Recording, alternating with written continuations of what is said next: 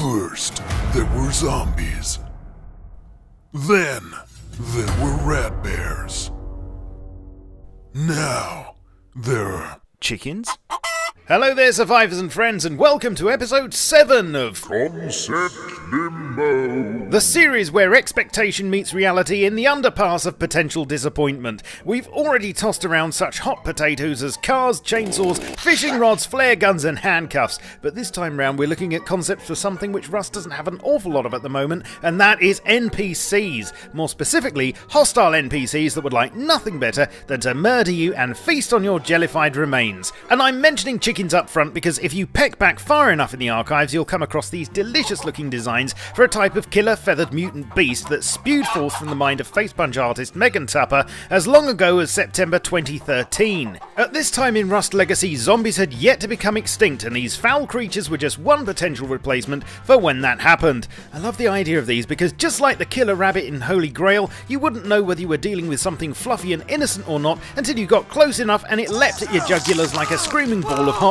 feathers. There was also talk of weaponizing them somehow by lobbing them at other players, but sadly none of this ever happened. Around the same time there was also this concept for a sinister luminous mutated deer that had probably nibbled one too many irradiated granola bars, and I want you to just take note of its glowing eyes and horns because we'll see this kind of idea crop up again in concept a lot later. Anyway, as I said, once upon a time in Rust there used to be zombies, and Gary's always been very open about the fact that the game started off as a clone of DayZ, but he soon realised he was sick of fighting the undead, and in February 2014 they were exterminated once and for all in favour of oh so terrifying bears and wolves. Not just normal ones mind you, but angry radioactive ginger versions that were both more deadly than the standard critters and a good source of loot. Gary said something interesting though when announcing these new creatures. You hate them, we know, they're just plugging a gap for now. All will be revealed. Well, it's a couple of years now since Rust was rebooted, rat animals remain confined to the increasingly obscure legacy version,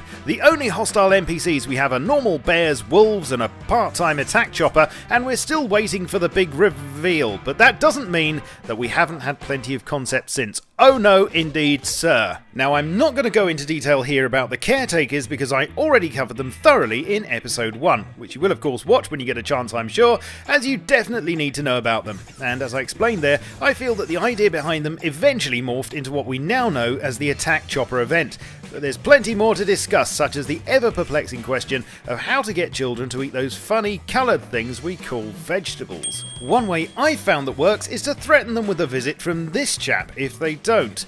Hey, if bears and wolves are allowed to mutate and go ginger, then why not carrots? I mean, they're halfway there already. They probably also give you chicken breast when killed, knowing the way Rust works. And if you think this one looks unsavoury, Gary even had a go at making some terrifyingly realistic concept art for it himself. Ugh. Strangely enough though, it didn't catch on. Can't think why. These were drawn up in the summer of 2014, and around the same time we also had these spud monster concepts. They may not be huge in comparison to a Newman, but I'm sure they'd certainly make a hash of your leg with those teeth, and nobody would want to admit to being murdered by a potato. Just when you thought it was safe to go back into the woods, however, Megan really decided to branch out with this idea for Treebeard's evil twin. It wasn't very popular though, and failed to take root, so it was decided to leaf it out. Now if you, like a lot of people it seems from the feedback they received, think that these ideas for irradiated sentient salad ingredients in Rust suck, then how about monstrous leeches? If they really did grow to this size, then I'd imagine their thirst for Newman juice would be pretty hard to quench, and it would make you think twice about skinny dipping in the local brook.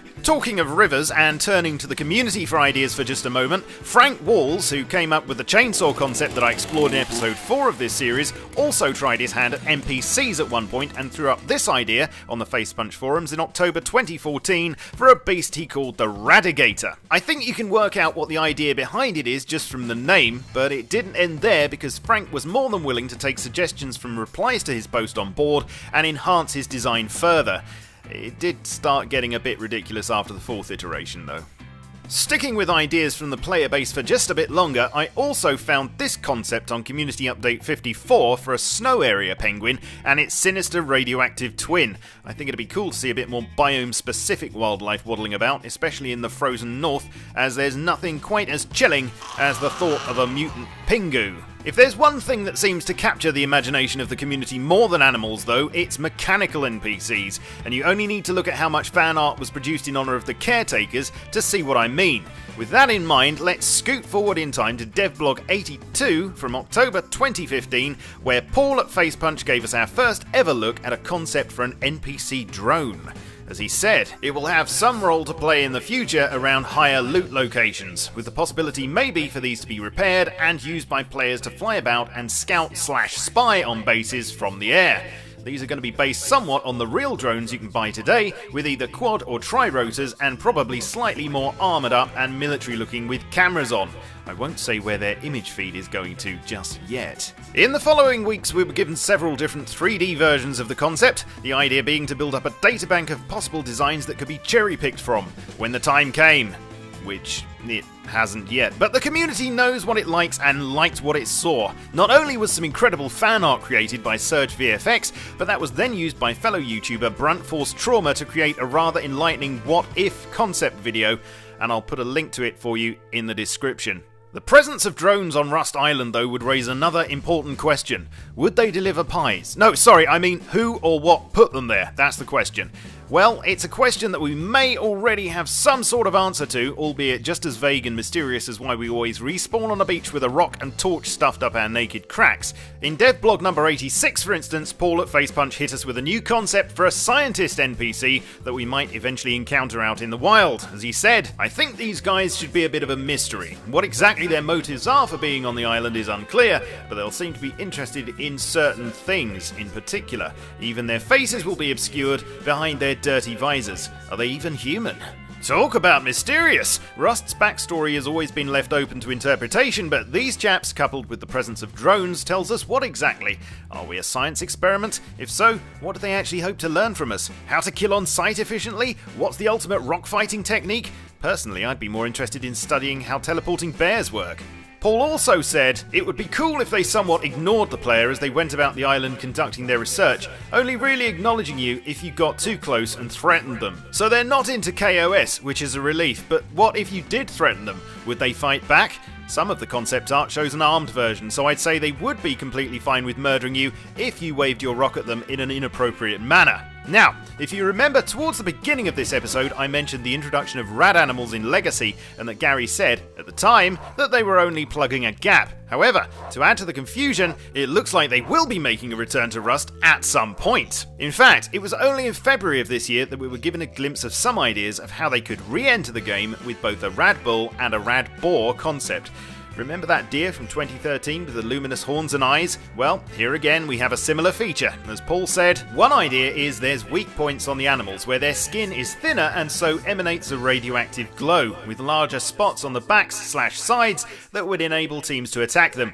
There'd be smaller, harder to hit spots on the front that accurate solo players could exploit. A feature of these weak points is that they might also become more visible during the night, meaning that the time of day that you hunt or are hunted by these things plays a factor in how easily you can see and target these weak points. I mean, to me, these guys look like they have a serious acne problem rather than being radioactive, but whatever. We now come to the latest and last creature concept, because in the very next devblog, number 99, the rad mutant concept was extended to include these handsome looking chaps who aren't going to be winning modelling contracts anytime soon. As Paul commented, I was thinking about types of creatures that might be cool in Rust, apart from animals, and thought of stuff based around urban myths, so I worked up an idea for Bigfoot, but with a bit of a different spin from the usual ape look. He's more of a humanoid, mutated to be larger and hairless from radiation and toxic chemicals, maybe even a science experiment gone awry. I was surprised at how up for this sort of thing everyone was when I mentioned it in my update video at the time, but what do you think of them? In fact, what do you think of NPCs in general? I'd love to read your comments, so leave one. I know what you're thinking though. Thanks for showing us all these cool designs, Shadow, but when, if ever, will we see them? I want to run around shooting big feet in their glowy bits. Of course you do! You're only human. Well, I can't answer that exactly, and there's no actual guarantee that any of them will make it into the game, but Gary has kind of told us the earliest we could see them. I've said this before, but in his review of 2015, when talking about what would happen once Rust leaves early access, he said, we'll be adding new AI, vehicles, and weapons. As to exactly when that will be, I have no idea. I think Gary wanted it to be this year, but with Rust lagging behind the projected roadmap by quite a way, I think it's more likely to be 2017 at this rate. Hey, I could be wrong. I hope so, at least. Slap those like and subscribe buttons if you enjoyed this video and want more. Check out the other videos in the series, plus my weekly Rust updates, and come visit me on Twitch, Twitter, Facebook, and Steam. I'll catch you all soon, but in the meantime, stay rusty.